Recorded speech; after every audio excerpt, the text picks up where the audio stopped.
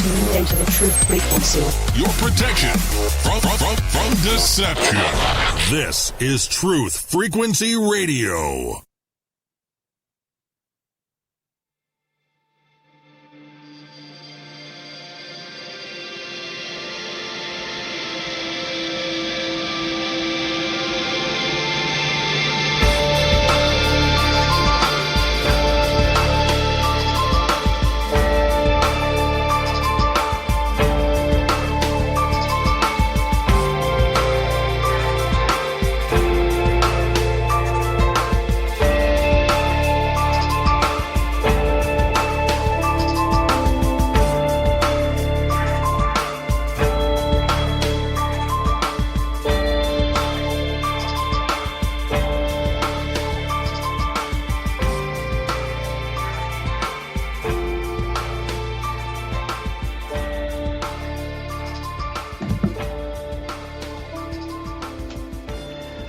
Coming to you live and direct from the phantom shores of the ghostly Hudson River of New York.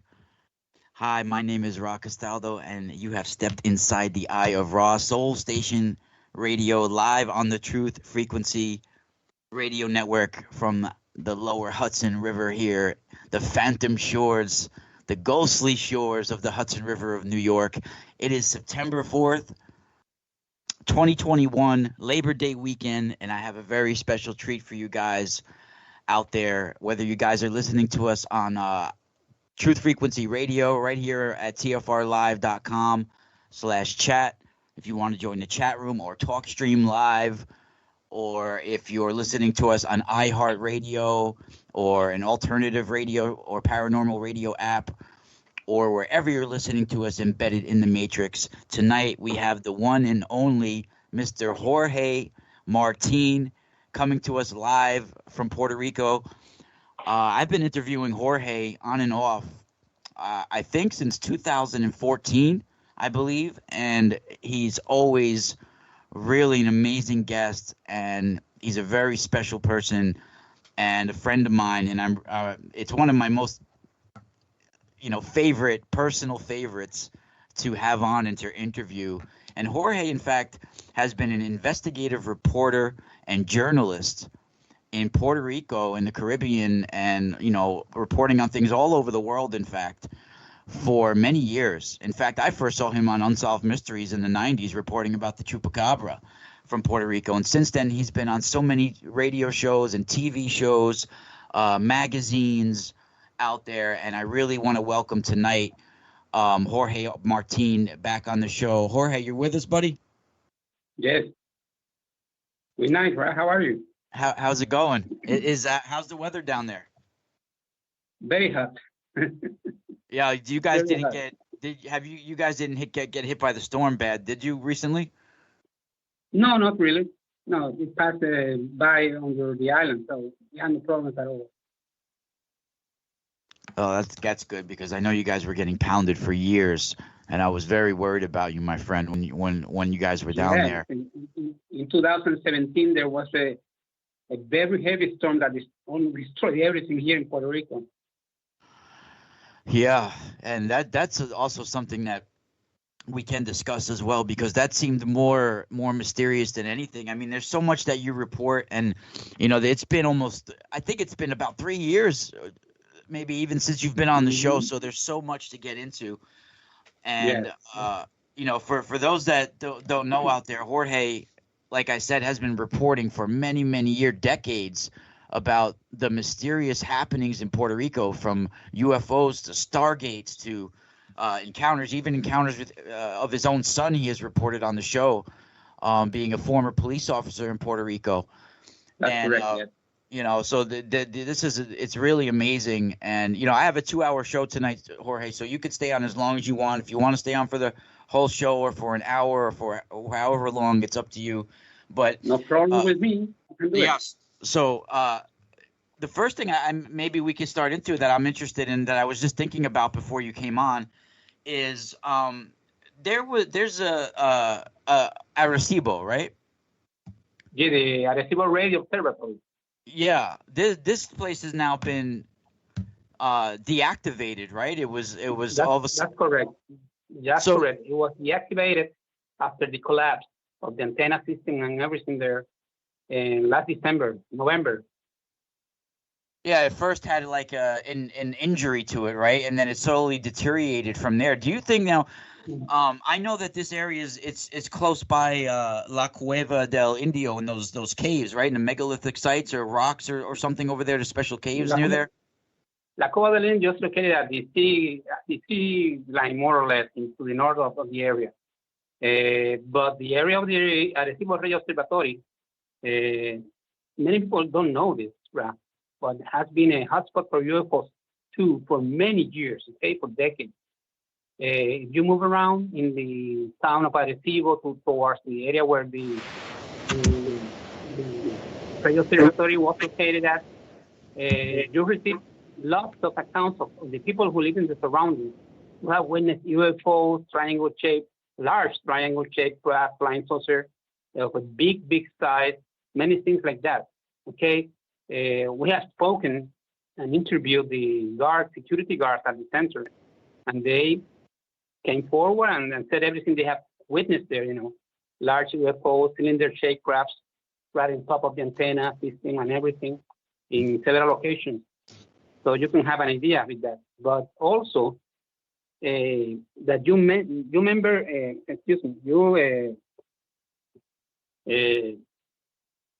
talked about the Arecibo situation, and coincidentally, I have some very good information for you about things that have been happening since last year in that area. Yeah, but please do, because when my intuition told me, Jorge, when I first found out about the Arecibo, I felt like it was a deliberate like the damage to it might have been deliberate, like they wanted to deactivate that area for a reason. Many of us in this field believe that that's the case, right? Yeah, I don't want to make a conspiracy out of everything. That's not what I'm trying to do. But my body responded to it. Like I felt like it was. Yes. There was more to it. And the fact is that they made it possible for it to decay more and more. And then in last November, let's say it was in November 30th. 10:25 in the morning, it collapsed. The whole system, the antennas, the post, everything collapsed to the ground, and the dish was destroyed too completely. And so many people believe that it was allowed to happen, okay, for some reason. And the reason may be this one I'm going to talk to you about now, okay?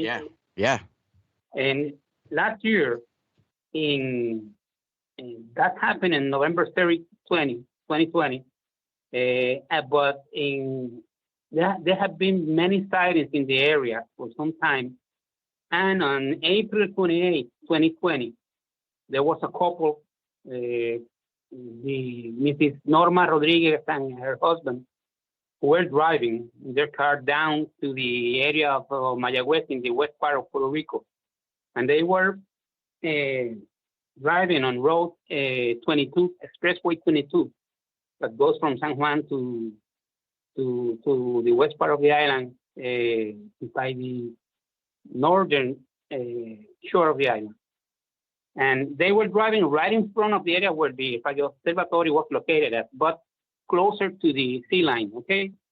And all of a sudden, Mrs. Rodriguez, Norma, sees something through her window in the car, and she was, she couldn't believe it, okay? She saw a huge, large, something, I would say even kilometers in size, okay? So you can have an idea. That was hanging motionless in the sky over that area, right in front of the Arecibo Radio Observatory, and when extended itself out to sea, to the north. It was something like a platform-like object, but as I tell you, it seems to be kilometers in size, okay? Very large, something incredible. She told her husband, "Hey, can you see what I'm seeing?" Wow. And he looked out and saw it and said, "Hey, by God, that's huge. That has to be what people in the UFO field call a mothership or something like that. And she took her cell phone and took several photos, about 7 photos of the object. I have the photos. I sent you, maybe you can see them there.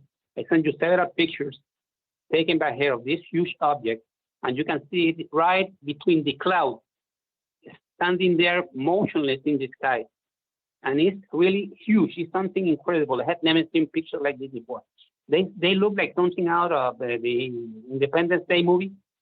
Okay, a huge object. Well, in the sky. that's interesting you say that, because like that very area, I mean, for people that don't know, the Arecibo Observatory, and correct me if I'm wrong, Jorge, I mean that was built as a radio telescope to detect aliens, right? To detect extraterrestrial life out there, right? Yes, they were trying to Contact them, to even to contact, get right? yes, to get communications, signals from outer So space.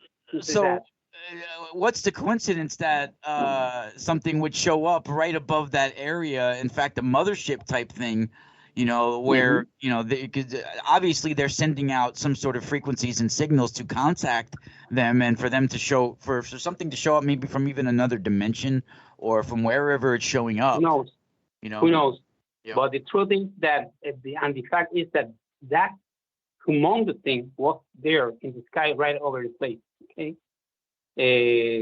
And that same day, coincidentally, these strange coincidences that happen in this time. That same morning, at 6:45 a.m. in the morning, before the collapse of the radio observatory occurred, there were some people in San Juan, in the capital.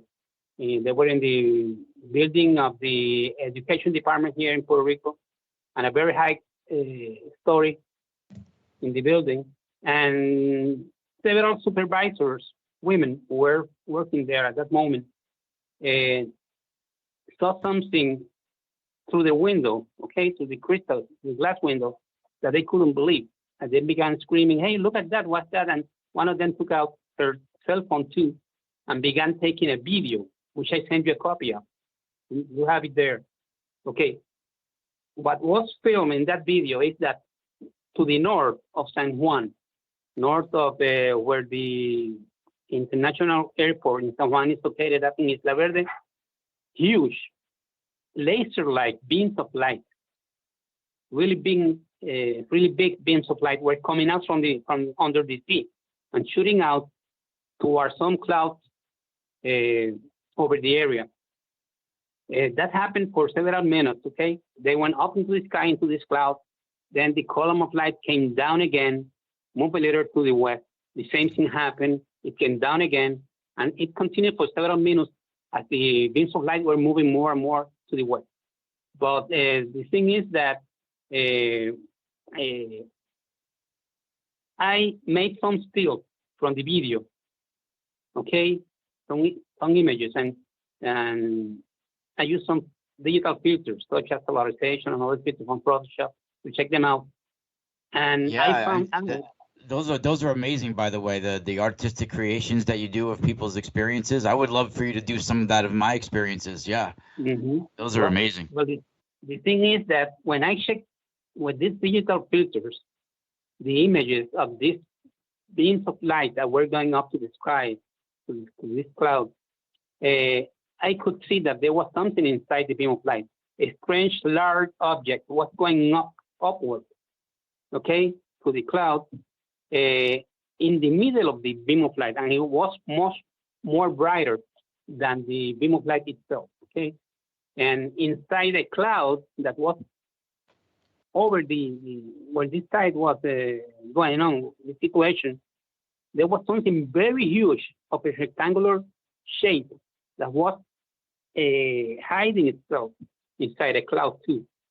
So whatever it was that was coming up in those beams of light was going toward that thing that was up there. The media here didn't say anything about it. They wouldn't mention the event.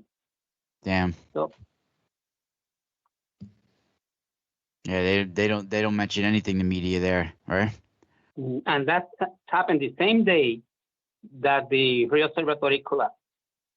Wow, it's interesting because even some of that the story that you're telling me in the encounter almost seems like some of it sounded very similar to other things that I've heard, like even with some of the Fatima encounters, that we heard from the months in the year of 1917 when the children of Fatima were having those monthly encounters. Other people were experiencing things too. Some of it sounded very similar. And what's interesting about that area is known to be like a tribal area, right? With a lot of there's petroglyphs around there, and it has always been sort of maybe a mysterious place. Is there any dolmens or megalithic sites around there? Where, in Arecibo? Yeah, in that area. I know there's cave. There are cave systems. There are very big cave systems in the area. Okay, in Arecibo, Camuy. Some of the largest caverns in the world are located in that area, in the area of Camuy. No one knows where they end. Okay, no one has been able to get to the end of those cavern systems. And there are a lot of petroglyphs and things like that, not dolmens, but just petroglyphs, drawings by our Indians, things like that. Because these places were sacred to our Indians. Yeah, that's the La Cueva del Indio, right? La Cueva del Indio is in the coastline. Oh, so that's farther away. Mm-hmm. But in that whole area, if you move along the shoreline, okay, from Arecibo, Vega Baja, everywhere in the coastline, there are many sightings of UFOs coming out from the water and going into the water. Cylinder-shaped craft, flying saucer-shaped craft, triangle-shaped craft, okay? If you go down there and you talk to the people who live in those sectors and talk to the fishermen, they'll give you many accounts, everything they have watched, everything they have seen. The subject flying overhead, going into the water, coming out from the water, etc. And these are not people that are looking to make money off of what they've said or whatever. No. Yeah. Those are simple people, humble people who have witnessed all these type of things, and they're open to discuss them, Yeah, was that an area for the Taino Indians? That area was like Boricuas, or what kind of area was that? There was an area that area, the area of Arecibo, all over Puerto Rico, there were different areas that were Taino Indians. Okay, there were towns, yucayeques, as they call them, villages, and many of these sites where these things are happening are located right where the Taino villages were located at. Okay.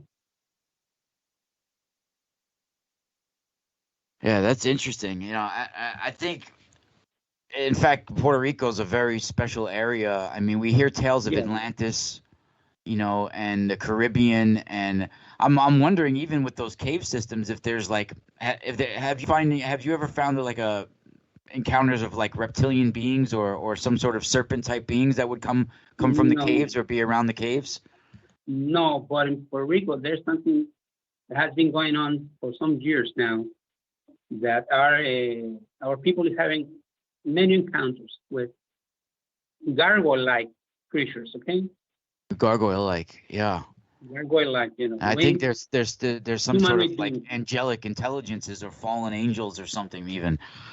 Well, their behavior, even though they feed on small animals, okay, they have never harmed any human. They have not harmed people, and they seem to be very intelligent. I can tell you this because of everything we have gathered already in our research, and by what the witnesses say, they seem to be very intelligent, and it is more as if they wanted to be observed. They want people to see them and realize that they are real, that they are here for some reason. When did you first started? Do you remember when you first started, like maybe like the year around the time that you first started hearing these reports of this? Oh wow, for many years, this has been happening for decades. And these aren't small gargoyles like that we see in the church. You're talking about like No. 7-8 foot tall ones, right? No, they have been described from 2 feet tall to 8 feet tall. Okay, so you can have an idea. Some are some of them have stronger bodies than the others, and some are totally dark, grayish black, others are brownish, but they are described in the same manner, more or less, they are like they have the body of a humanoid being, head, torso, arms, legs. They are very strong. No hair. Their faces are flattened and look like a blend, according to witnesses, between a bat and a human being face. Okay? And this is similar to what your son saw, right, that night? Yes. My son, as you mentioned, saw one of these creatures together with his fellow police partners. Okay, in the headquarters he was working at. His experience was back in 1996. Yeah, I mean, it's been a while since you've been on my show, so we have a lot of listeners out there. I mean, maybe you can even tell them exactly what happens. We have 5 minutes before we go to break. I mean, he was basically a former. I mean, this is literally, for those listening out there, this was literally Jorge's son, and he was a police officer in Puerto Rico, and they heard a crash on the roof. He runs to the roof, and they actually. It was eating roadkill or something, right? Like a dead cat or something like this, right? My son, Jorge Martin, was with several fellow policemen in the headquarters where they worked at in Santurce, in San Juan, Puerto Rico. And one night they heard something heavy fall on the ceiling. So they all ran to the staircase up to the ceiling to see what it was. And when they came up, they were frozen, in their step, because there was a huge, weird creature in front of them. Okay, it was eating something apparently, and then it stood up and looked directly at them. And what they saw was one of these gargoyle-like creatures. Okay, it was very big, between 7 feet and 8 feet in size, very muscular, with big bat-like wings, dark color, reddish bright eyes, and it just looked at them, and they rose there, and they all looked at the creature too. And for a couple of minutes, the creature looked at them, and they looked at the creature, but no one dared do anything, or they wouldn't dare either to take out their guns or anything. And all of a sudden, the creature moved its wings, made a whoosh, and disappeared up in the sky. What she had been eating was a small cat. She was feeding up. That's really incredible, man. I mean, but that's only one example. The same type of thing have been seen all over Puerto Rico, by hundreds of people. Okay, and it continues to happen. For those that are listening out there too, I posted the picture just now up on Truth Frequency Radio in the chat room of Jorge's rendition of his son's encounter that he had sent me a couple of years back. Jorge drew this, artistic rendition. In the picture, you can actually see there's a cat laying there and they're on top of the building, and it's like a purplish creature that looks to be over 6 feet tall, 6 to 8 feet tall in this picture. Yeah. Now, I'm wondering if this was telepathic at all. Even though they might not have reported it, do you think that there was some sort of missing time, that they don't even realize how long they were up there observing this creature? No, it was only a couple of minutes. Only a couple of minutes elapsed down. It's just that they couldn't move, either because they were too afraid of what they were seeing. They were frozen in fear. Yes, or maybe the creature subdued them telepathically. Yeah. Yeah, maybe, Yeah, and it seems to be like what my intuition tells me is that I think it is related to something like a fallen angel intelligence. Maybe there's a network of these creatures coming in through gateways, and they're waiting for something on this planet to arrive. That's one of the hypotheses that there are about these creatures and where they may come from. Because they seem almost like related to the giants or the Nephilim or the Rephaim or some. No, I wouldn't say that. Well, there are two things that may explain their origin. Okay, in one case they were seen together with a flying saucer. Okay, but not coming out from the flying saucer. They were together in the same area. Okay, in time space, they were together. Many people believe that they are coming out from the cave system in the island. That something is happening down there because of the many tremors that we have been feeling since the last year when we had this big 6.4 earthquake, and a heavy UFO slap began at that same day. Or maybe that they are coming through the portals or wormholes that are appearing here in Puerto Rico in different places for years. Yeah. The thing is, I think their creation is related to the Nephilim. I think their very creation is related to them, and it's related to that. We're about to go to break. That's why I didn't mean to cut you off. Guys, don't go anywhere. We have Jorge Martin in the house. We're going to continue right where we left off. You can find Jorge right on Facebook, where he reports daily about the mysterious happenings in Puerto Rico. Don't go anywhere. My name is Ra Castaldo, and you have stepped inside the Eye of Ra on Truth Frequency Radio. We'll be back right after this as we spiral out.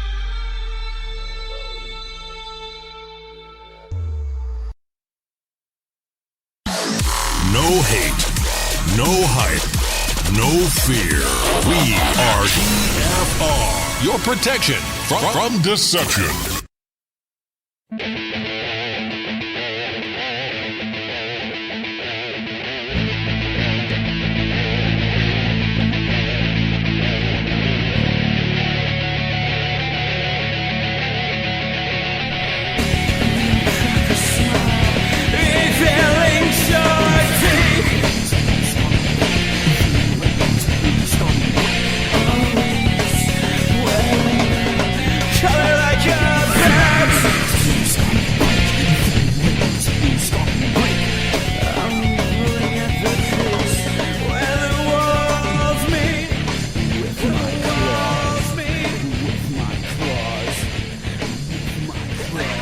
Welcome back, everybody. We are live here on the Truth Frequency Radio Network. Of course, my name is Ra Castaldo, and you have stepped inside the Eye of Ra. You can find me at the mysticalspiralstore.com. In fact, I'm giving away free crystals with every purchase of my copper tools and crystals at the Mystical Spiral Store. And we have the one and only investigative reporter and artist and journalist Jorge Martin reporting live from Puerto Rico. And in the first segment, we were discussing Arecibo area, the cave systems, and even the amazing encounter that his son had with some of the gargoyle type beings. And I also know this gentleman, Lon Strickler, who reports about it on Phantoms and Monsters. I know somebody even reported one of the links in the chat room. I think it was Rebecca. There's been a lot of reportings, Jorge, about these gargoyle type beings, and it's interesting because I'm wondering your opinion on the whole interdimensional or wormhole Stargate type thing, or maybe even realities blending together. Maybe in other realities, Atlantis didn't sink. Maybe there's or something like this, and there's beings actually coming in from different realities or things like this, because it almost seems like because the fact that it even had like the cat, almost like a small little prey that it picked up, because that part I've seen in other accounts, even when it comes to like Dogman type accounts, where like the Beast of Bray Road and these stories where they see this weird 8-foot type Dogman type creature eating roadkill. the side of the road like a kitten, something small. It's almost like they come from another dimension, and as soon as they're in this earth realm, all of a sudden they're now subject to the laws of this dimension, and they have hunger, and they have all these senses of this dimension. They feel hunger for the first time, and they feel this. It's almost like they're coming into this realm, and they need a quick. All of a sudden, it's like they're hungry, and they grab the smallest little thing they can grab. And even the fact that they're catching cats, that means that these big, lumbering 8-foot tall things are agile and swift like wildcats, that they can catch a cat, right? Yes, and the thing is that they seem to paralyze them, and we're talking about hens, geese, dogs, cats, other small type animals, and apparently they paralyze them with their gaze. Okay? Do you think this is related to the cattle mutilations? Very similar. Okay. Huh. I'm wondering did your son and the police, did they inspect the cat that was on the roof afterwards, or they just left it there and got rid of it? No, they checked it out then, and then threw it away. Was there anything missing from it, like surgically? Did it look like anything was taken from it? Yes, it was eaten, chewed upon. Wow, that is really intense. That's frightening. But I'm telling you, Ra, this is it sounds weird and crazy, but it's happening, okay? And it is happening all over the island. Well, I think there's also a possible hybridization going on, a genetic hybridization going on that's been going on for a very long time, because even some of these Mothman encounters, they're very similar to these gargoyle encounters. These glowing eyes, these paralyzing eyes, and all of this. And in the 1960s, there was like a lot of Mothman, of course, the Point Pleasant story, and this, but these stories started to come out more in the 1960s, and this, in fact, was a time when there was a lot of like religious groups, even in Chicago here in the United States, that were reviving the cult of Aten and the sun god, and doing all these rituals. And they believe in ancient Egypt that you can transform into something beyond human at death, at these pharaohs, and they were doing these rituals. So it's quite possibly there could be even more layers to this. This could be the rebirth of ancient races coming from the deep bowels of the earth. So there's many possibilities of this. Mm-hmm. That's correct. So we don't have do not have yet, how can I say, an explanation for their origin. Okay, there are several possibilities. One of them is what you just mentioned. Yeah, I mean, of course, if this was happening hundreds of years ago, they would say it's the fairies and the witches and the goblins and all of this of the ancient lore. So we've had this going on. But many other things are happening too. Okay, recently we had this report from a couple in the town of Cayey. Cayey, you used to live there when you were yeah. I would spend some summers there. Yeah, my ex had a house. Her father had a house there. They had to sell it when he passed away. They were forced basically to sold it to the military. His sister had sold the house. Well, the thing is that I recently received this report from a couple who lives there in Sector La Charca, in Old Road number 1, going from Cayey to Sidra. Yeah. To the town of Sidra, and this was last March. They arrived at their home about more or less at 12 o'clock in the morning, and suddenly she felt something and looked up.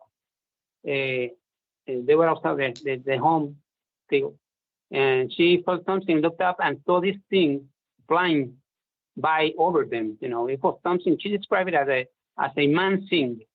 Okay, something that looked almost like a man, but was weird, was different. It was totally dark. She couldn't see its face, but its body was very muscular, She's very sure that it has no wings. That's the strange thing, okay? Because this type of creature, the so-called gargoyles that are being seen here, do have wings, you know, and people are very adamant in what they have seen about it. But this couple say that it had no wings at all, this thing. Okay, it flew very fast over them, being chased by a U.S. military helicopter from the U.S. This is the Guard. picture that you sent me, right? This is the picture. Yeah. Okay, Yeah. I'll post this in the chat room as well. And all of a sudden, they saw this beam of light, like a laser-like beam, you know, that apparently came out from the helicopter at the creature. Apparently, they were trying to shoot it, and then the creature kept on flying, and the helicopter made a turn, stood there in front of the witnesses, and a man who was at the door looked at them, you know, for a couple of minutes, and then the helicopter left. But that implicates that the U.S. military here in Puerto Rico are aware of the presence of this type of things, of creature, whatever they are, okay? And they're intervening with them somehow.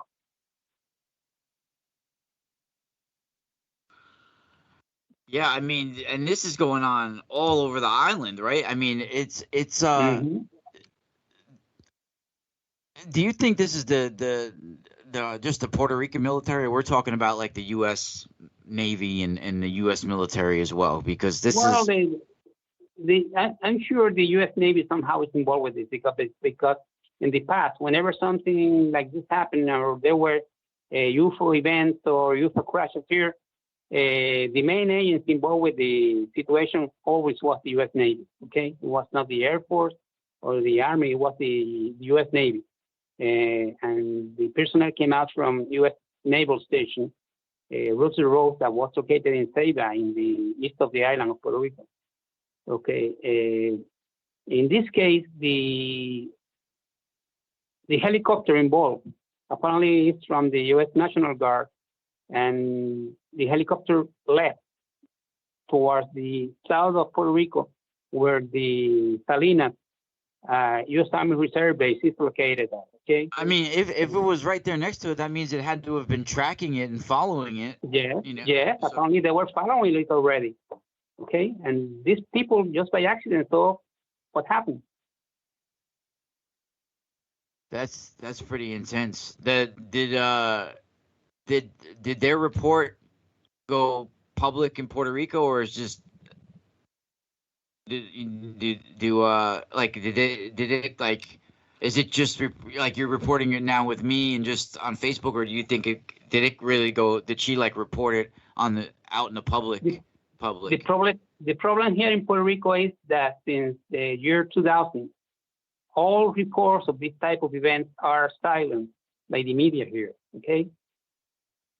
Apparently, an order was issued out by the U.S. intelligence and security agencies not to discuss this type of events whenever they happen. As I told you, they silenced the events of the huge laser-like beams coming up from the sea. Okay, last November, the same day the radio observatory collapsed. Okay, they wouldn't talk about it. Something so important like that. Many people saw it. You saw the video. I think I sent you the video. Yeah. These beams of light coming out from the sea. Okay, but they wouldn't touch it. They wouldn't discuss anything about it. And the same thing happened. The people report this type of events, the things they are witnessing, and they won't pay any attention to whatever they say. Yeah, I mean, they get approached by military as well. I know just what the stuff that I witnessed myself is that, you know, her father would only go to Puerto Rico once a year, and during his 2 weeks that he was there, they would just happen to show up, you know. Mm-hmm. And so they knew when he would come to visit, and that's when they would approach him and ask him about his property, you know. Yes, so and eventually they bought the property away.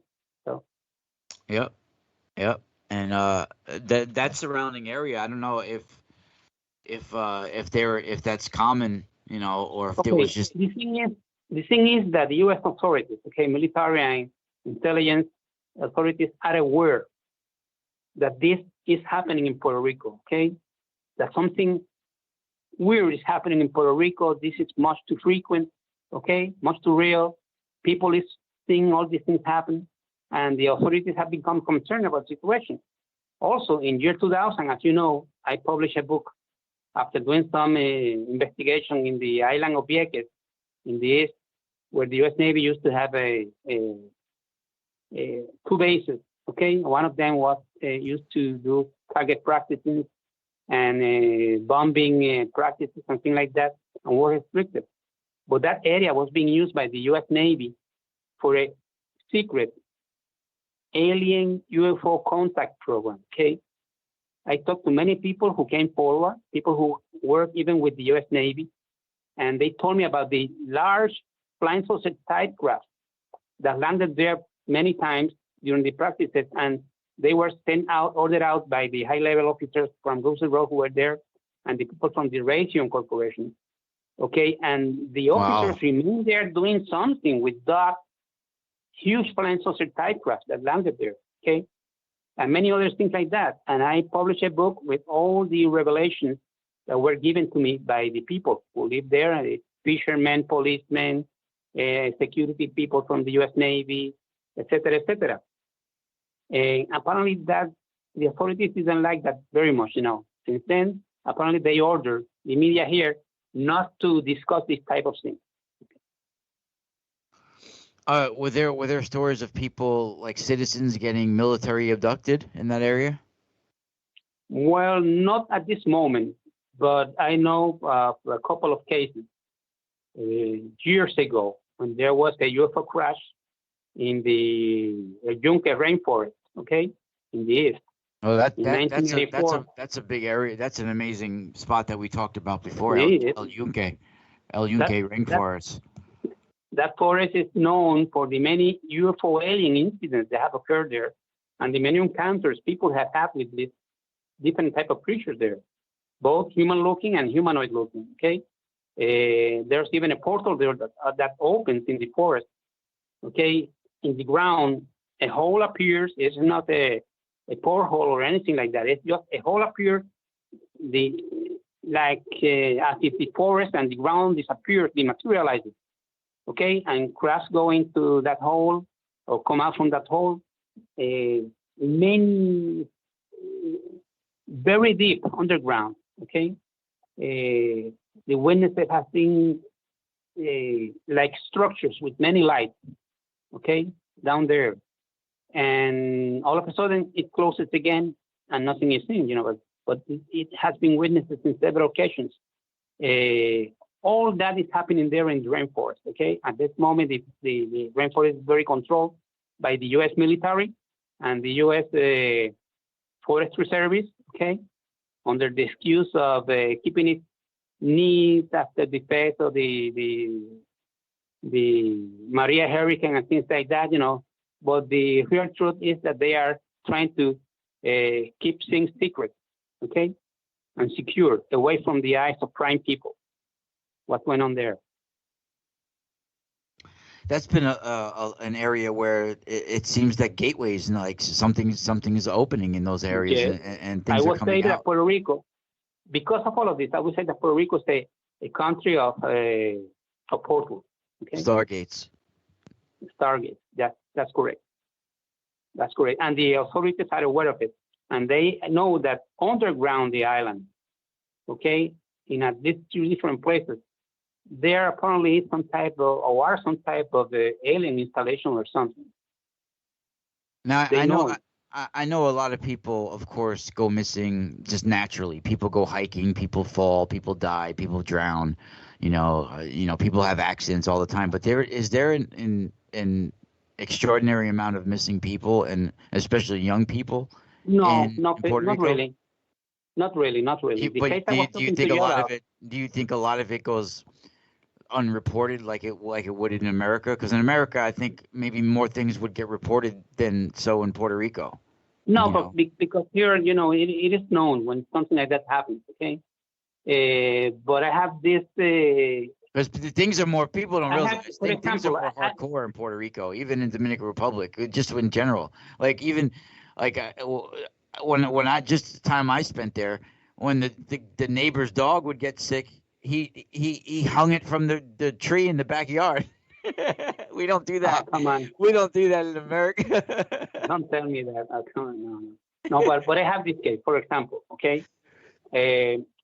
But I have some people who disappeared, but they did not disappear because they were abducted by aliens, things like that. They were abducted by U.S. military forces.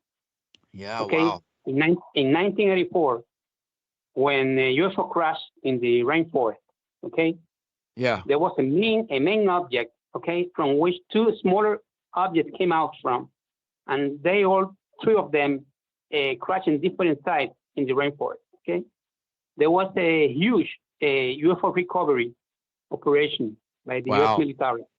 What year was this? Yes, I made it. I published a book on my findings. This was the same book from the book that you published?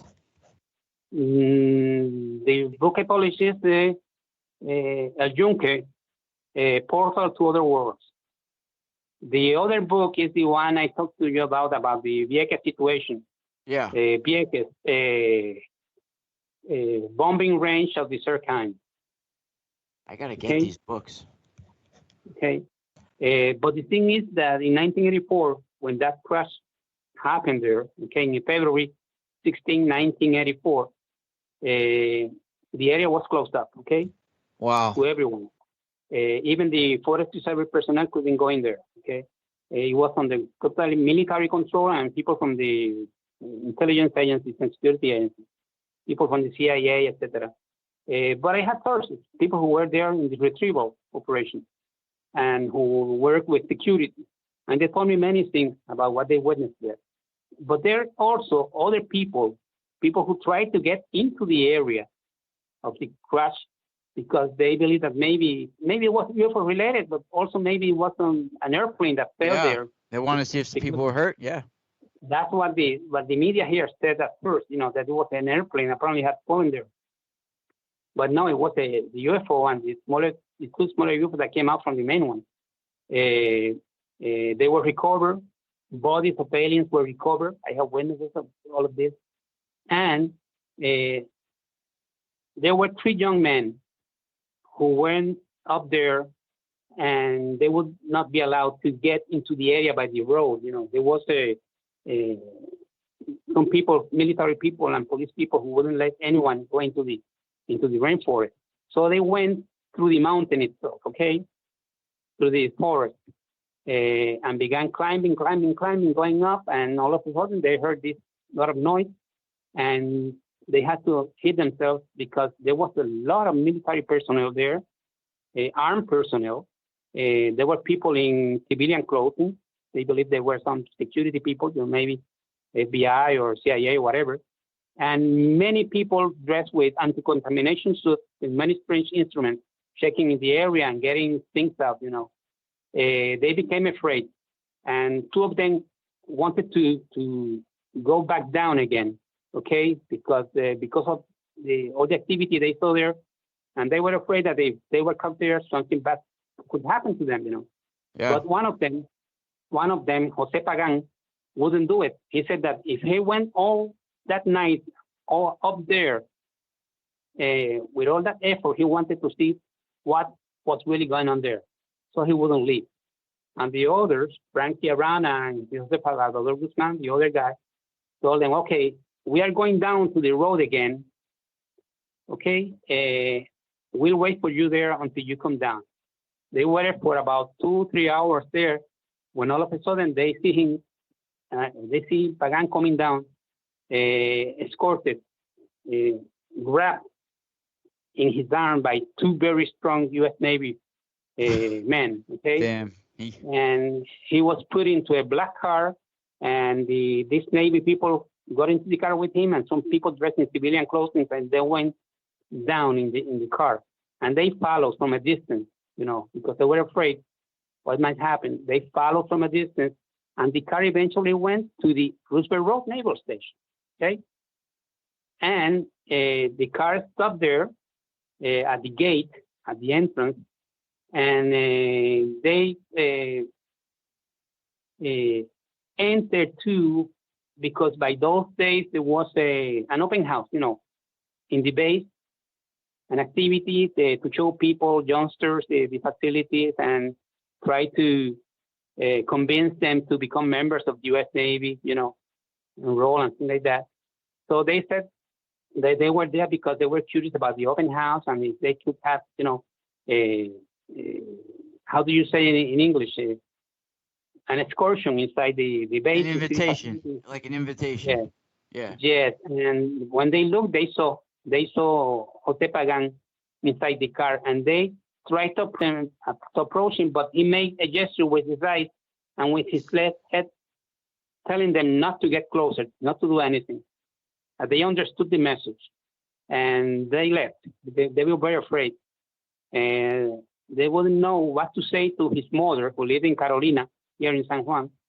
And the next day, they went to his mother's home and talked to her, and she was worried because his son didn't arrive.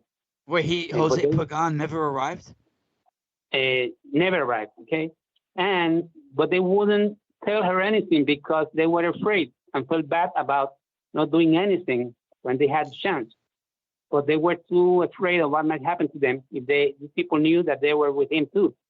So the thing is that they communicated with his mother a couple of days later, and she told them that she already knew where her son was, that she had received a call from Ruby Rose, from a sergeant, who told her, that Jose was being kept prisoner and he was being accused of espionage. Okay? She couldn't believe it. And she told Frank Arana and Salvador Guzman what she was told by this man from the U.S. Navy in Rooster Road. And that's when they totally freaked out. They were very afraid. They didn't know what to do. They thought maybe going to the media and seeing what was going happening, but they were much too afraid to do it. And the next day, Jose Pagan's mother told them that they were leaving to the United States, that she had gotten in contact with Jose Pagan's father. They were divorced for several years, but they got together because they told them that the people from the Navy were transferring Jose to the United States. Okay, and they knew. How old of a guy was he at this time? Like in his 20s? Yeah, more or less, 21, 22, something like that. And she was told where he was taken at, and both she and Jose's father were going to the United States, to the place where he was at. The thing is that Jose never returned, and neither did his mother and father. No one knows about them since then. Oh my God, we're about to go to break too in a minute. We'll pick it up right where we left off. That is intense. So nobody has heard from them since 1984. No, oh my God, nobody. That is a shame. That is so horrible. Guys, don't go anywhere. We got the one and only Mr. Jorge Martin in the house. This is the Truth Frequency Radio Network. We'll be right back after this. Spiral out. I try and hold the sun. I try and hold the sun.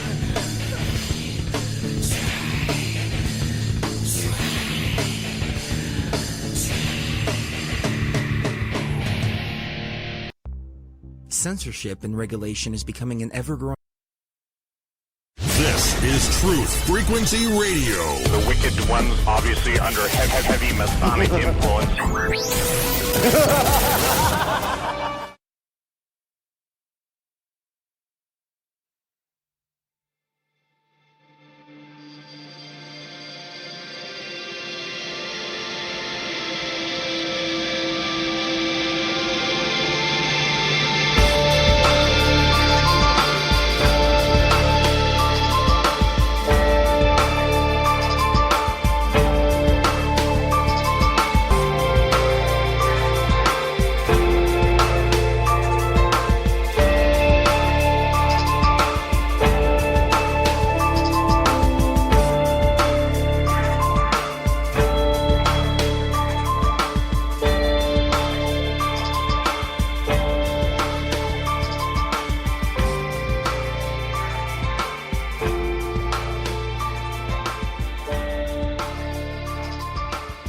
Welcome back, everybody. Of course, my name is Ra Castaldo, and I'm reporting live here from the phantom shores of the ghostly Hudson River of New York.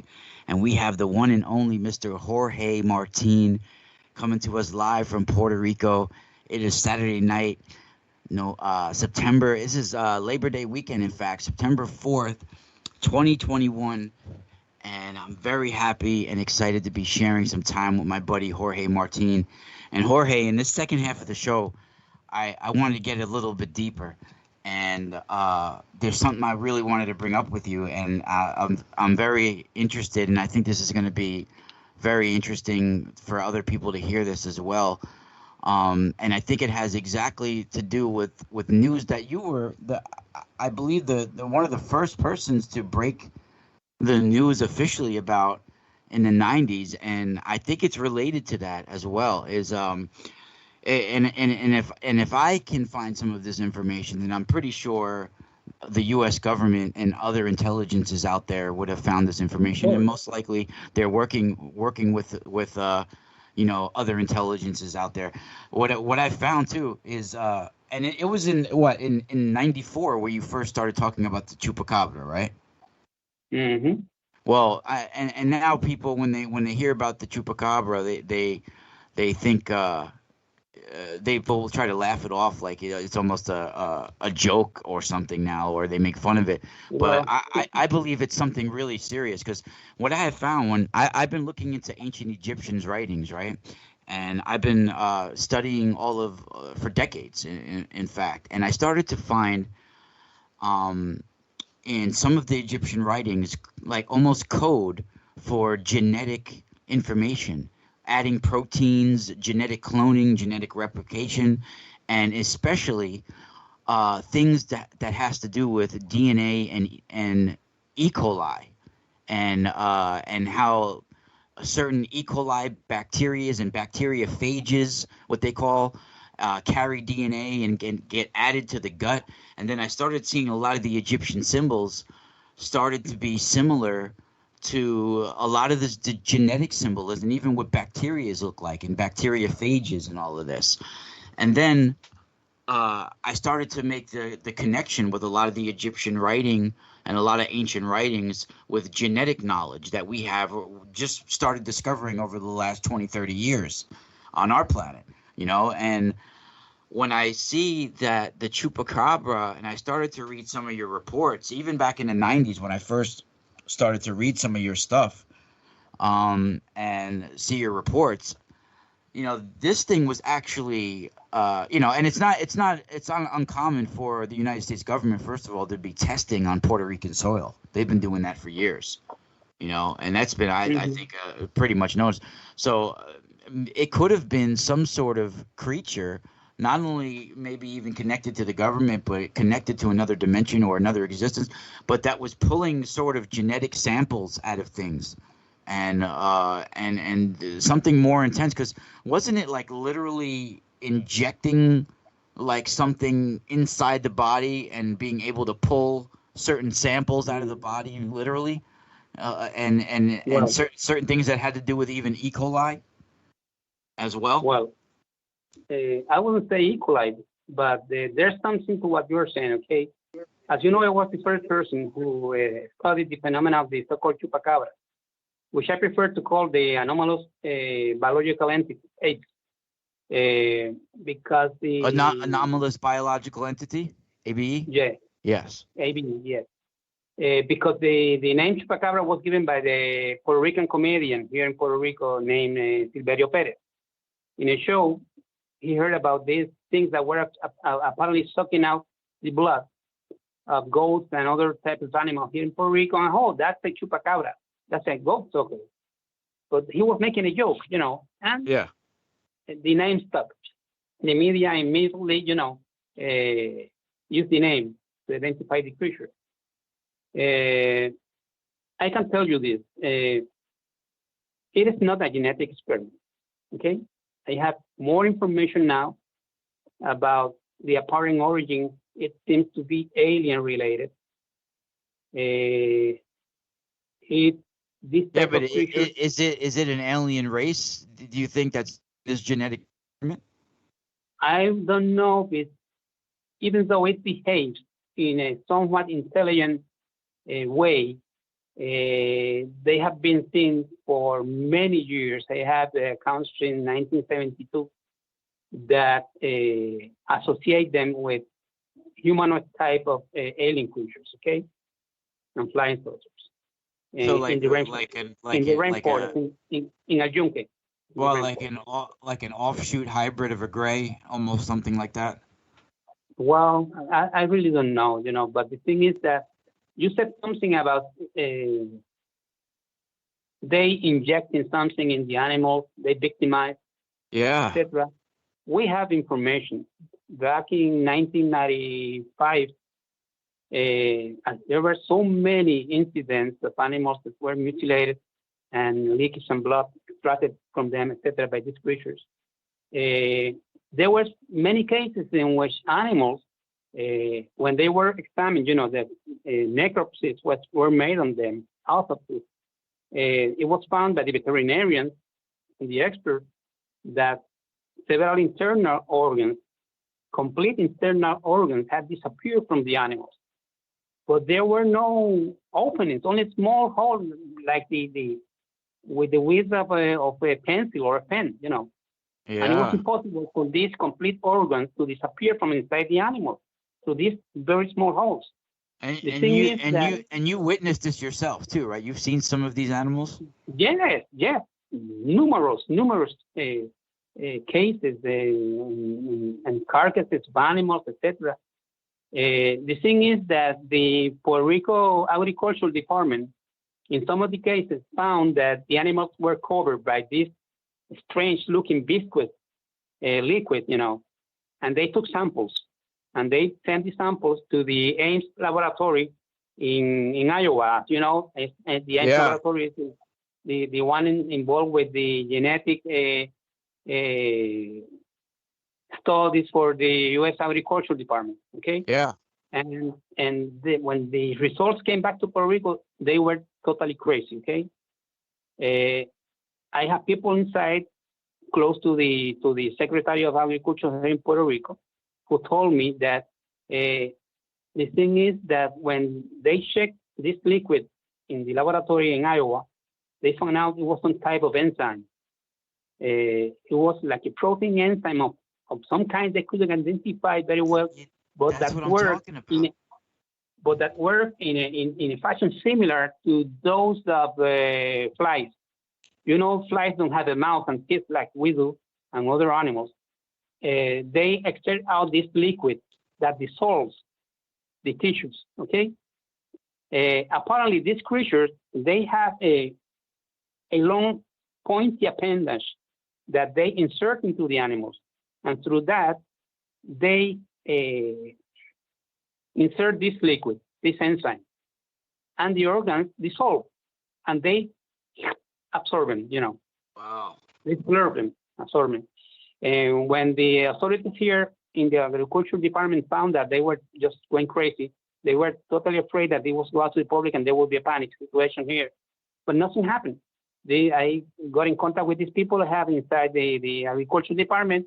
They explained me everything, and I made it public, and nothing happened. Okay, that was the explanation for how these complete organs could disappear from inside the bodies of the animals without any wounds or anything at all, with these small holes, because they inserted that liquid there, the organ dissolved, and then the creature would absorb, Slurped it up like liquid, like slush. Yes, that's correct. That's correct. And as you said before, in many of the cases of this attack by this creature to the animals, it was as if they were doing some type of study or taking samples like biopsies. They would go down to the heart, cut a small chunk of the heart, then go. They don't know how, but whatever they insert into the animals change its path, direction inside of the animals in an angular way.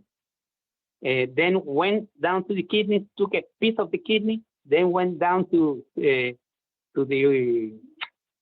kidneys, took a piece of the kidney, and so forth. Okay, It was as if they were doing some type of biopsy, taking samples for some reason. Yeah, I'm telling you, there's something more to the story, and I think it's along the lines. There's much more. There's of much what- more than the sensationalistic, stories running around about these creatures. Yep, and that is such complex life too. That shows you that there's some sort of intelligence behind it, divine intelligence behind it, even some sort of universal genetic thing going on. That's we don't even realize. I think it's.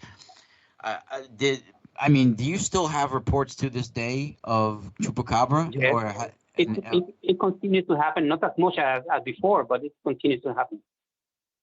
Together with the other type of reports of this one creature that I've been hearing. of the ABE, right? Yeah, that's what. And the gargoyle-like creatures.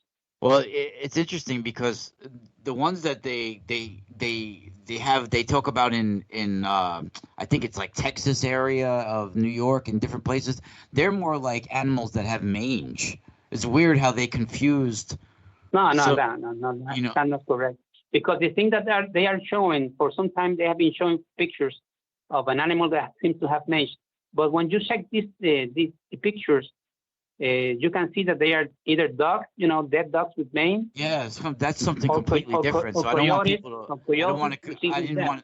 I don't want people to confuse the American Chupacabra stories because some of those have been confused with what we're talking about. Yeah, that's correct. And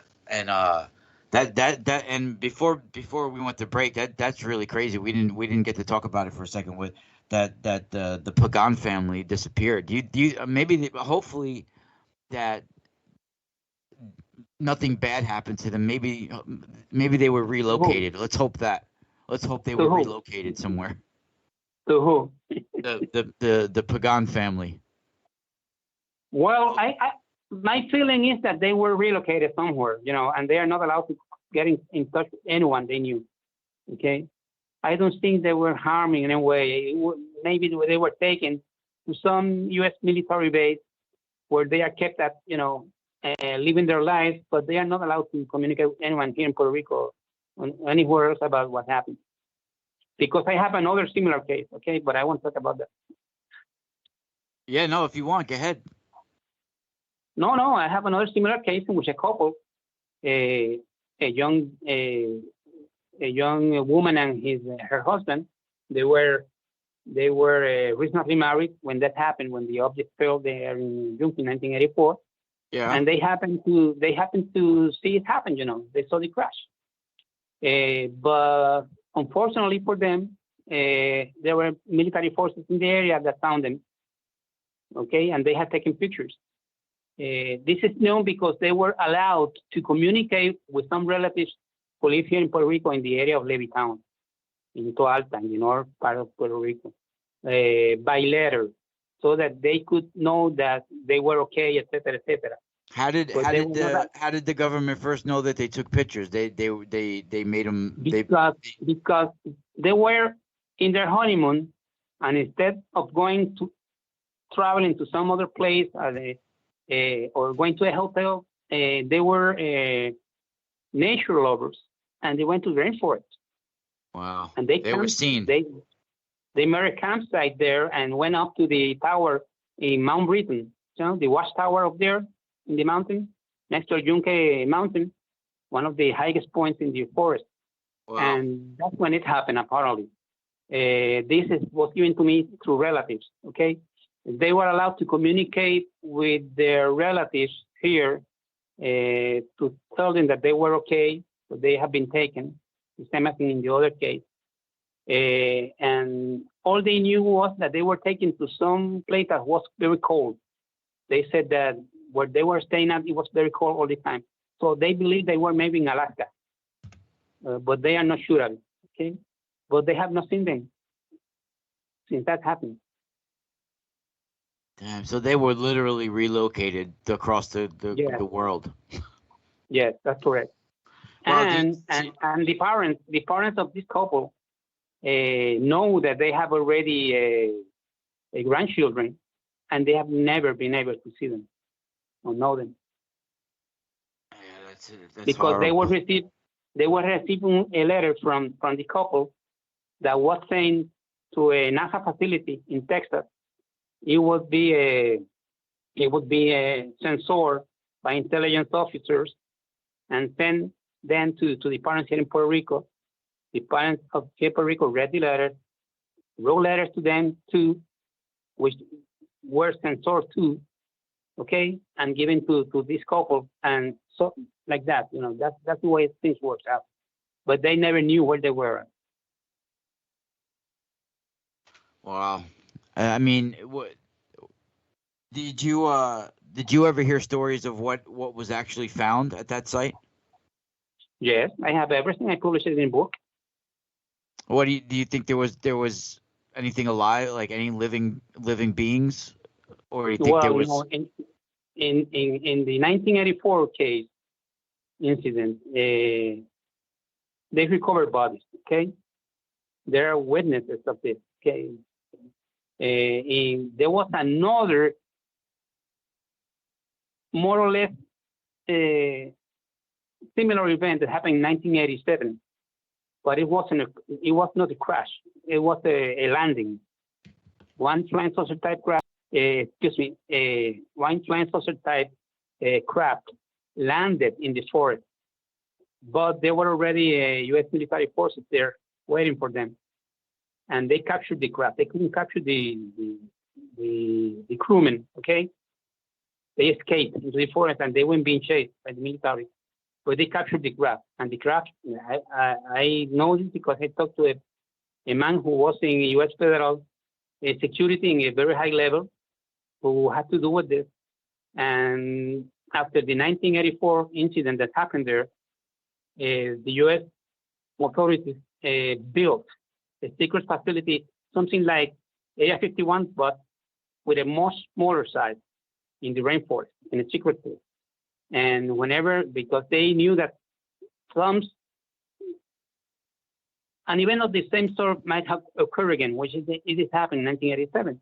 And so they would not have to take the craft to Robert Road Naval Station first, and then move it to the United States in order to be checked out, and investigated and reverse engineered. They built a facility around it.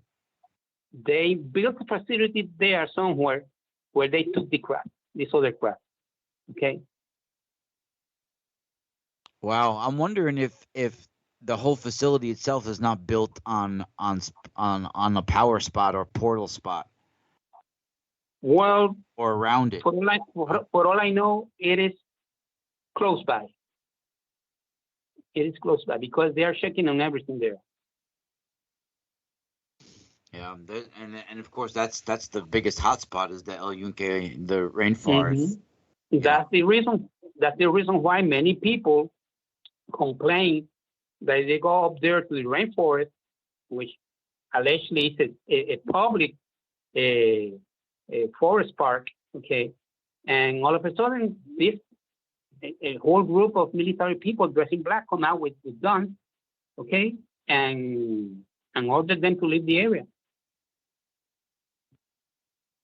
Well, I mean, in America, we have stories all over of like these Sasquatch, Bigfoot types. Do you have that in the El Yunque rainforest as well? Stories like that? Yes. Do you get that on the Caribbean? There have been several incidents like that in the rainforest. Okay, with that type of creatures or creatures very similar to those that are described in the United States. Wow, that's very interesting. And I can tell you this: if you come to Puerto Rico, well, you have been here, you know how things are. But yeah, no, I've been to Calle. Yeah. Yeah, but you know about the things that have been said every time about the Yunque and things like that. But the people who are hearing your show, okay, your audience, if they come to Puerto Rico, they can check these things by themselves. They see it has been happening. It's true. It's interesting too because the whole Chupacabra thing with the samples and everything, I definitely think that it's related to some sort of higher intelligence that's you know, that's for sure. And it's a shame that it's become a joke over the years because No, and there's another important aspect of this type of event with these creatures. Okay, it was found also, Ra, that these so-called Chupacabra creatures, they behave in an intelligent way too. Okay, they have shown that they have intelligence. They are not mere animals. Okay, even though they look, animalistic. But the thing is, for example, before they extract these samples from the animals, it was found by the veterinarians who made the autopsy, the necropsy, that apparently the creatures went first to the area behind the heads of the animals, inserted something that has to be this pointy-like thing they have, that they get out through their mouth, and cut the connection between the brain and the nerve system, etc. That's an euthanasia action, okay? The animal would die immediately and would not suffer. That implies some type of intelligence and that they were aware of the suffering of the animals. Yeah, that's advanced intelligence. That's intense. That's really intense. Do you think that they might be occupying the cave system? And because it's quite possibly they could have came here in crafts or through another dimension or from wherever. Do you think it's possible that they are occupying the deep cave system within Puerto Rico? In my opinion, all of the above. Yeah. That's intense. So, I shared with you, I think it was a few weeks ago, about my experience having those reddish orbs of lights. Those sort of lights come and I've also seen that these have been reported all over the world, not just in Puerto Rico and America and here. I'm interested in hearing your take on this, and because people come to you with reports of these same sort of objects, right? Yes. Yeah, I was surprised when you talked to me about that. Okay, about you have seen yourself until these balls of red light and white light that are being seen in different areas of the United States, and you were witness to that yourself, because the same thing is happening here in Puerto Rico. These balls of light that have been seen in many occasions in different areas. And strangely, they go to the places where 5G antennas have been installed at, okay? And they seem to check them out. They fly all around them, up and down, as if checking the antennas for some reason. 5G antennas, and that's very strange, okay? And they have also been chased by military National Guard helicopters here in Puerto Rico. There are several videos already of those type of chases. Yeah, they're completely silent, and they're the most amazing, like reddish orange. And the video doesn't do it justice. And at the time when I recorded it, it was like 2016, so I had like a BlackBerry phone. It wasn't even that great of a camera. It's a better camera that we have now. And there was first like 7 or 8 of them. And I literally was just about to be a guest in about 5 minutes on James Bartley's show, The Cosmic Switchboard. Like I literally he was just about to interview me. Like he just had contacted me. It was like 5-10 minutes, I'm going to call you. And I was like, all right. So I had looked out the window, and there was like 7 or 8 of them hovering over my neighbor's house, like maybe about 50 to 75 feet. They came from like this area where there's like abandoned railroad tracks, that sort of area. And where I was living in that time was on the borderline of Pine Bush and Middletown, New York, which is like a hot spot for UFOs for years. In fact, we had a whole bunch of them happening in the 1980s. in that area and in the area where I was living in, right near the Indian Point nuclear power plant here on the Hudson River. We were having a whole bunch of sightings, but they came like 7 or 8 of them, and they all of a sudden like were in formation almost, and then I went and grabbed my phone. By the time I ran outside, there was just one of them left. I don't know if they all merged into one or if the other ones floated off, but it was moving silently. And I know we're about to go to break, so we'll be right back, guys. We got one more segment left with Jorge Martin. Jorge, if you want to stay for a few more minutes after the break for us, that would be great. Guys, Okay. Don't go anywhere. We got Jorge Martin in the house tonight, live from Puerto Rico. Be right back.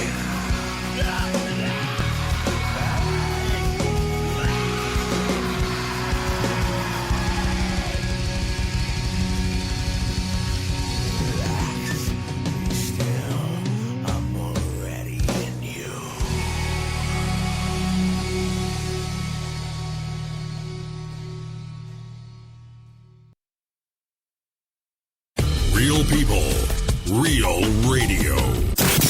Wherever you are, make it TFR. Truth Frequency Radio.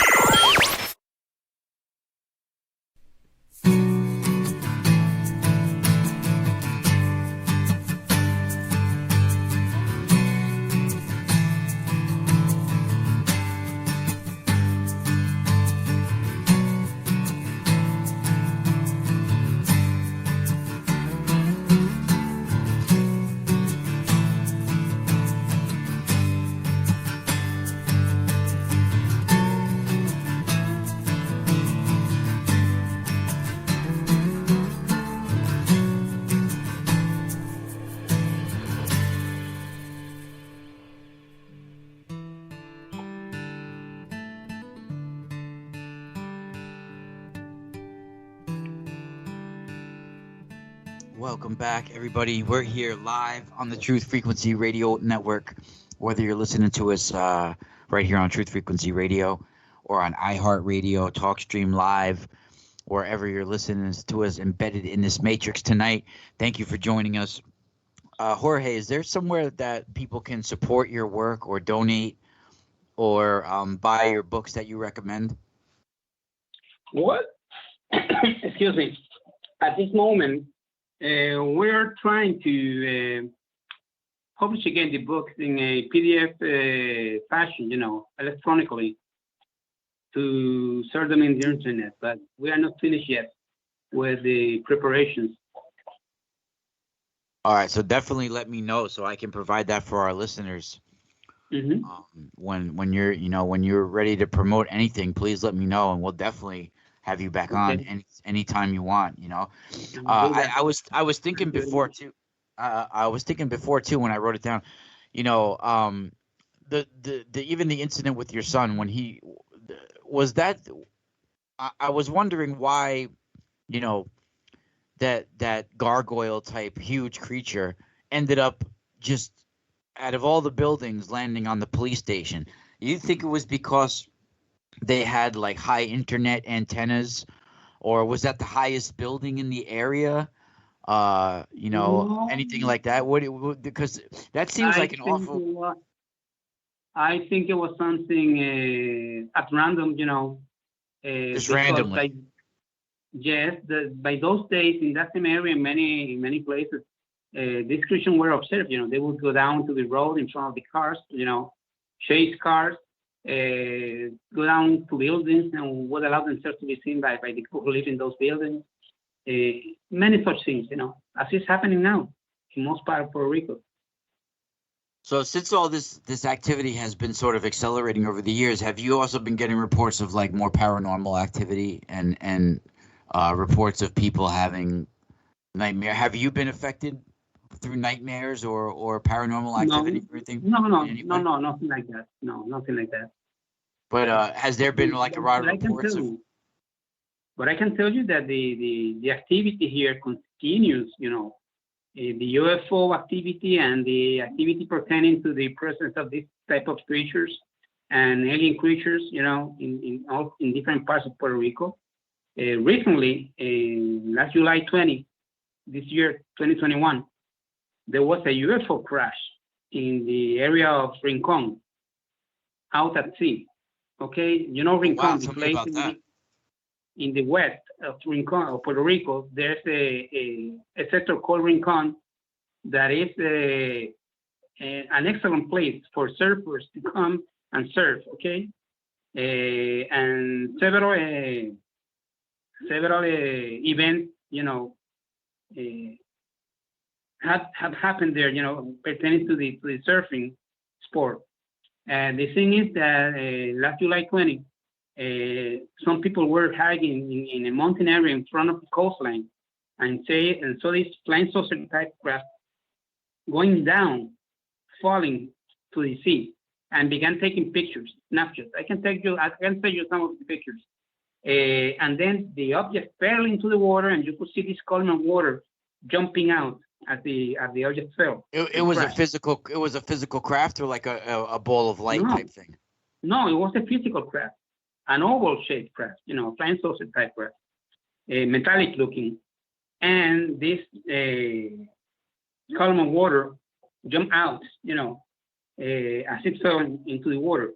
And then the whole area where the object fell, you could see the water, the surface of the water boiling at the distance, of course, and like vapor or smoke coming out from the water.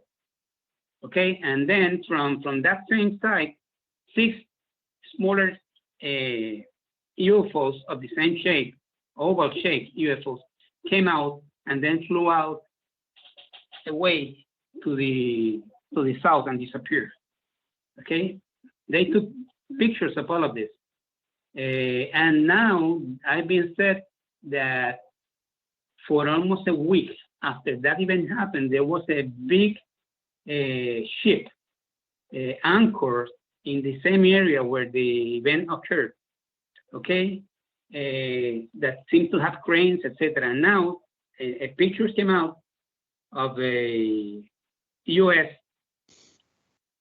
deep exploration ship that is being used to do exploration of the Puerto Rican Trench, the deepest part of the Atlantic Ocean north of San Juan, Puerto Rico. Okay, this ship is going to do more explorations with remote control robot vehicles, submarines, to take images of what's going on down there. And the witnesses told me that the boat in the pictures is the same one that was at the site where the UFO crashed. So they are checking on the situation. They know it happened, and maybe they were trying to retrieve the object that fell into the water there. Oh, there might be there most likely there's probably some sort of like installation down there. Mm-hmm. They know it. They know that the aliens have something all around the island. They have several installations or openings, whatever, and they are aware of it. They are checking on the situation. How do you feel about the stories of Atlantis and Puerto Rico, of course, being in that area where stories, ancient history talks about Atlantis being sort of down the whole Atlantic Ocean, down the Caribbean, all that area? Well, about Atlantis, as you know, there have been some things that have been found in the Bahamas area, etc. Yeah, Bimini and all that, right? Yes, etc. The like structures and different things, and also a pyramid. But in the area of Puerto Rico, as you know, we have found some of these weird, huge structures in the bottom of the sea, in the south of Puerto Rico and in the northwest of Puerto Rico. Okay, I have pictures of that. I can send you some of these pictures. We were checking images of Google Earth and the NOAA site, okay, for bathymetry images they took with sonar, and we discovered these huge structures down there. And as you know, in Cuba, in the west of Cuba, in year 2000, Paulina Selitsky, this Russian explorer, found a whole city down there, okay, at the bottom of the sea, 2,000 feet or more of depth, and it was just there, okay? Now, it seems to be the case that Before the hypothesis was that it was some type of city that was built on the surface, okay, out of the sea many thousands of years ago, that was somehow related to the Mayan ruins in Yucatan, etc., in Mexico. But something happened, maybe some type of volcanic eruption or something, and that whole area of land sunk into the sea.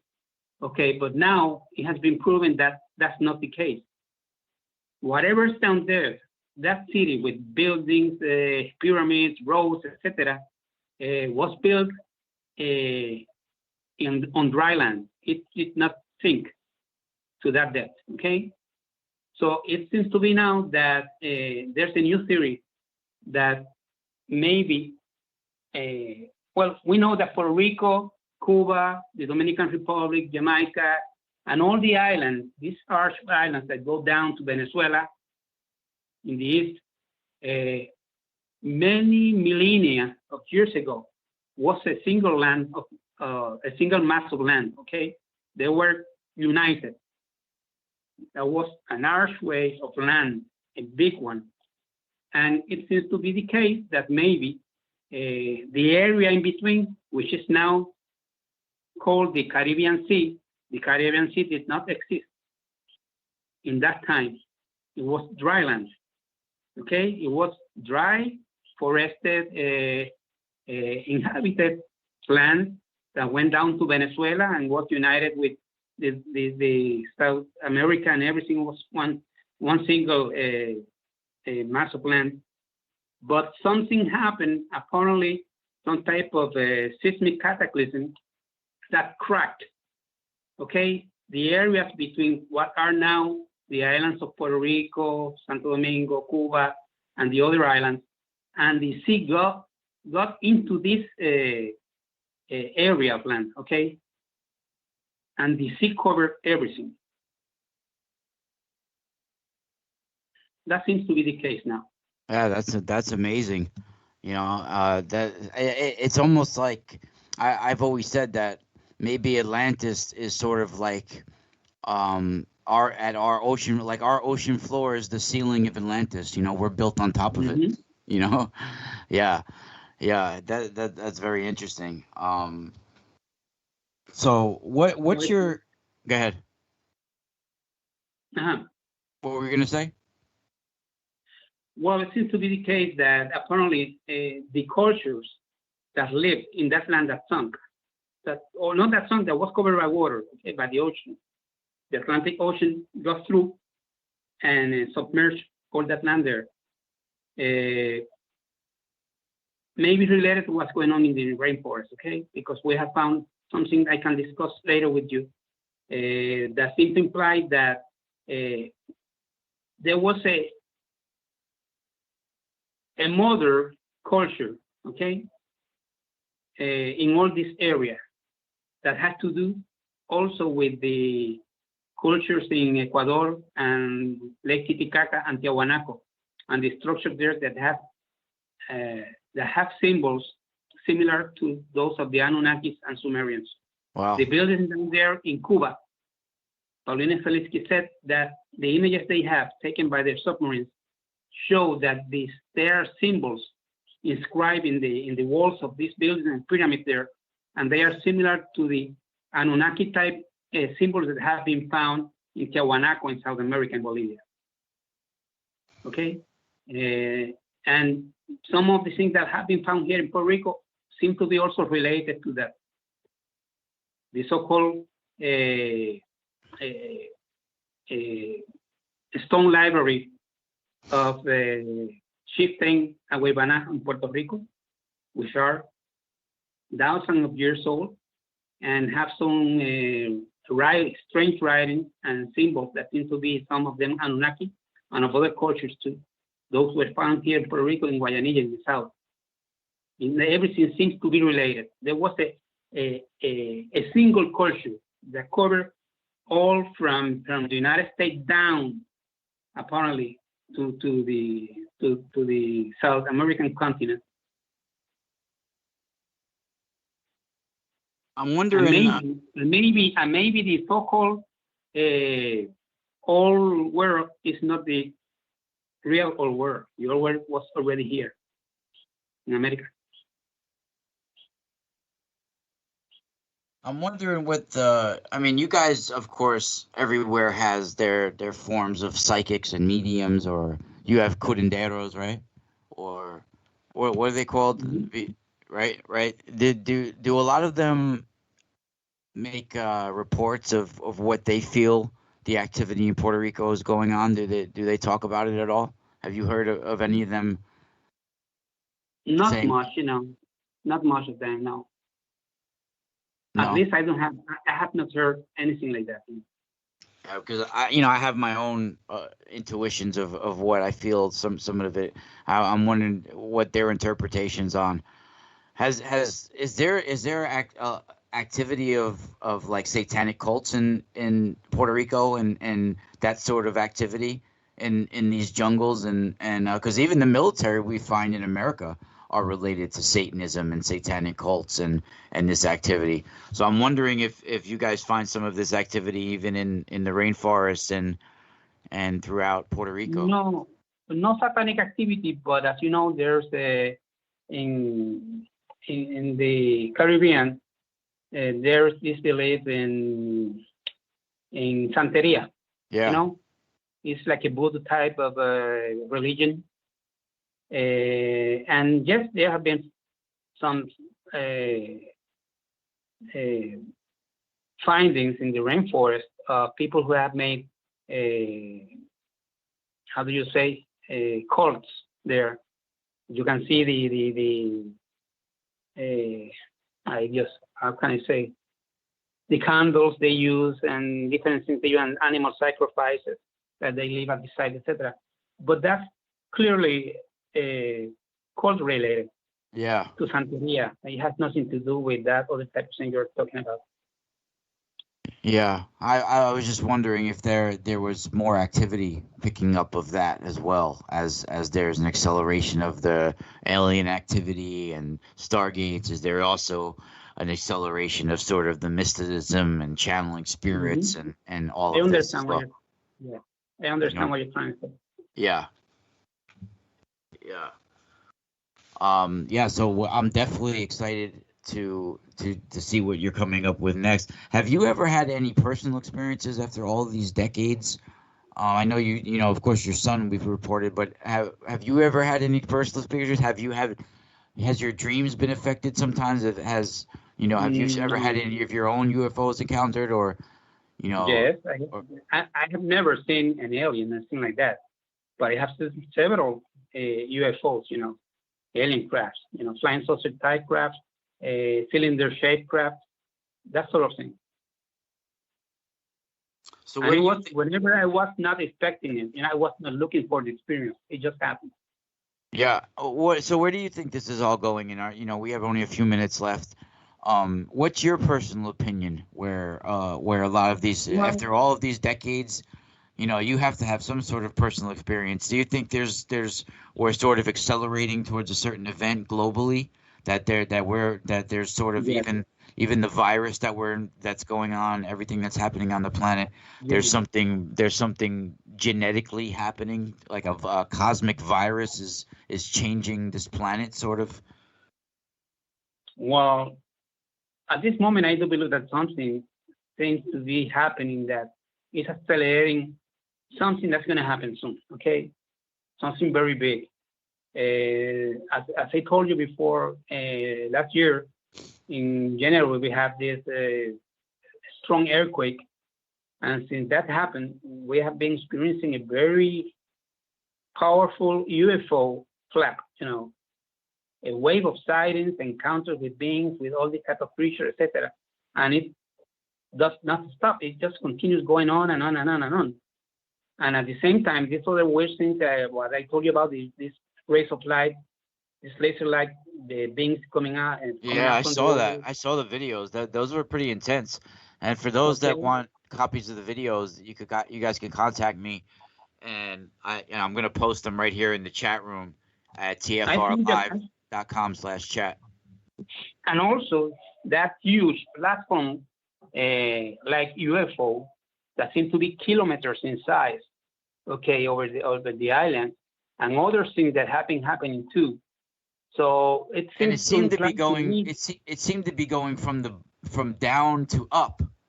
You know what I mean? Like it's going. Mhm. It was coming from like the water or something, right? Yes, that's correct. Yeah, That's correct. that's crazy. No, because we know that down there in the Puerto Rican Trench, okay, there's something. They are down there. The authorities know it. Okay, they have been for years. They post their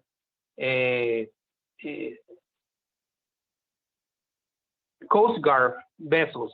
This is right in That's San very Juan good. too, right? Yeah, that's in San Juan, in the northern San Juan.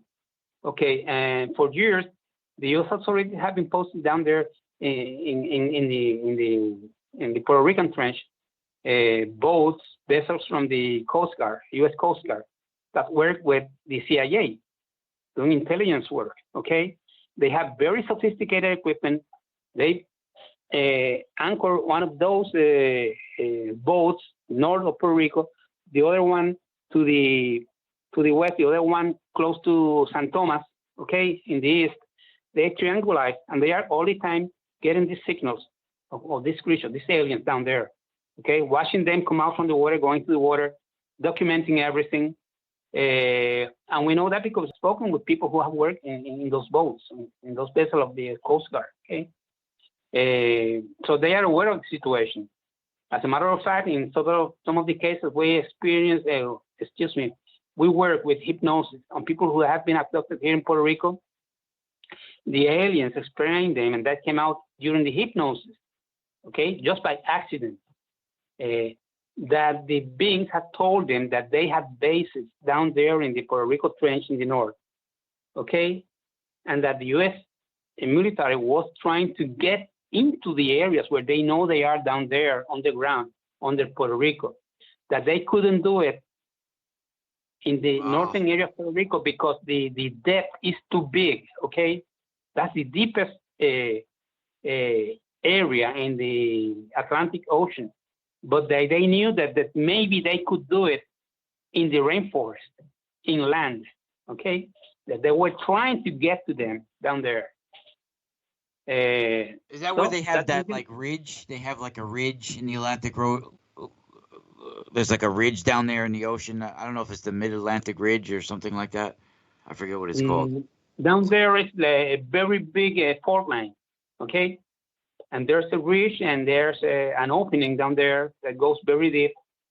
The same as the one in the Pacific, you know, the Marianas Trench. Yeah. Well, here the San Juan Trench. How far was that from where your son had that experience in San Juan? Well, the San Juan Trench is some 60 miles north of San Juan, or the city of San Juan. Okay? But the thing is that as you go farther away from the shoreline, it gets deeper and deeper and deeper and deeper until it goes down there to that depth. Okay? And at this moment, exploration vessels from the U.S.